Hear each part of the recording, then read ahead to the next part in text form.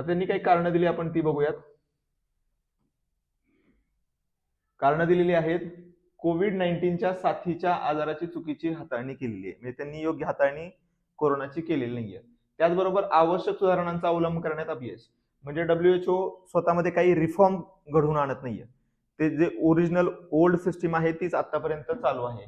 त्याचबरोबर WHO सदस्य राष्ट्रांचा अयोग्य राजकीय प्रभाव. मी तुम्हाला जे आता बोललो होतो की चीनच्या प्रभावाखाली WHO तत्कालीन जे प्रमुख होते ते कार्य करत होते आणि त्याच्यामुळे कोरोनाचं मिसमॅनेजमेंट झालं, हा डायरेक्ट आरोप ट्रम्प यांनी WHO वर केलेला आहे. आणि अयोग्यरित्या कठोर देयके. त्यांचं म्हणणं असं आहे की एवढे सगळे देश आहेत, 194 देश जवळपास मेंबर आहेत WHO चे, पण 80 to 90% जे फंडिंग आहे ते अमेरिका WHO ला करत आहे.